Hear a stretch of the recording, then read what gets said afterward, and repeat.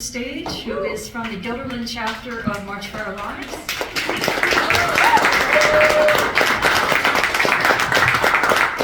Thank you, Kate. Good afternoon, Saratoga. How are all of you? Good. Let me just take this time to express my deep gratitude for the privilege of being here with you all today.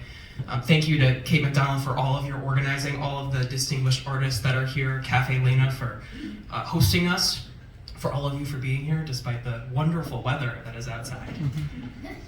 My name is Connor Webb, and while I run Guilderland's chapter of March for Our Lives, I want to recognize some folks who have been leading this effort alongside me. So I want to call the names of the people who have been leading this, and I just ask that you stand up. So, Emily O'Connor is our chapter's vice president. Congratulations are in order, because you're one of the first to know that she is going to be at Northwestern University in the fall.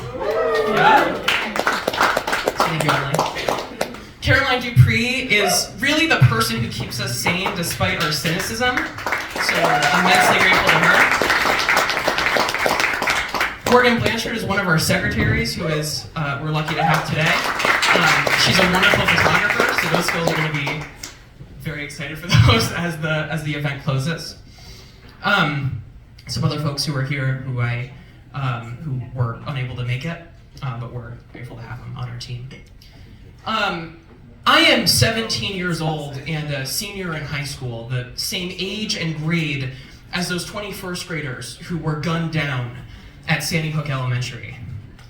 Maybe because of our shared age, I often think about those 20 lost lives, those kids murdered in their school just 10 days before Christmas. My peers and I have spent our entire education knowing nothing else besides lockdown drills, fear, and the omnipresent drumbeat of more and more needless mass shootings. Sandy Hook, Emmanuel African Methodist Church, the Pulse nightclub, Marjorie Stoneman Douglas High School, Perry High School in Iowa just a couple of weeks ago. And that list represents just a fraction of the gun violence deaths that we've seen in the past decade. This is the leading cause of death in children and teens, and it's preventable. March for Our Lives was born out of a tragedy on that list. Some of the survivors of that horrific shooting at Marjorie Stoneman Douglas High School on Valentine's Day in Parkland, Florida, came together to organize a nationwide march. And it became the largest single-day protest against gun violence in human history. Our chapter was born out of anger. In 2001, my own high school almost became the next Columbine. There was a student who drafted out a plan to murder his mother with an assault weapon, wrap himself in an American flag, and enter the school. He tragically murdered his mother, and he left our school behind. I was reading about this event 3 years ago alongside the other atrocious mass shooting headlines. And now we're the only chapter of March for Our Lives in the Capital Region and Eastern New York at large. Here's who we are. We are a team of pragmatic, passionate organizers. We speak up, we leverage political pressure, and we share our excitement about political organizing with others. We've written policy for our school district that notifies parents of their responsibilities in secure gun storage.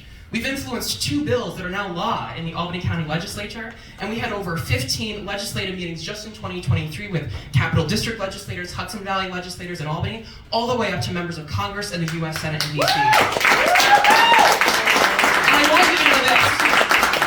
I want you to know that in those negotiations, we refuse to be discouraged and intimidated as young people. In fact, it is in our refusal to accept passivity and the status quo and the endless loss of life that has allowed us to rival legislators in our knowledge of the national issues, the constitutional scholarship, and the democratic process. We here all know that the stakes are still high, unbelievably high. We're on the brink of one of the most contentious elections in a generation. Last year was one of the worst on record when it comes to mass shootings. So it's going to take all of us as young people, as educators, as artists, as gun owners and non-gun owners alike, to come together and decide whether it's time to say enough. Enough of the slaughter, enough of the fear, enough of the thoughts and prayers. That's what this election is going to be about. So here's what it means to say enough. Enough means chipping in to March for Our Lives. $5, $10, whatever you can. Enough means being here. Enough means signing up for emails and calling your elected officials, and enough means making sure that you're registered to vote and making certain that you're going to be at your polling place in November. Enough can mean a lot of things, but at its core, if you all here are ready to say enough, if you saw what happened just a couple weeks ago in Perry, Iowa with that principal and that 11-year-old boy whose lives were stolen, and you do not think that America should be that way, then it's time for us to come together and meet this moment with action. Thank you all for being here. Thank you.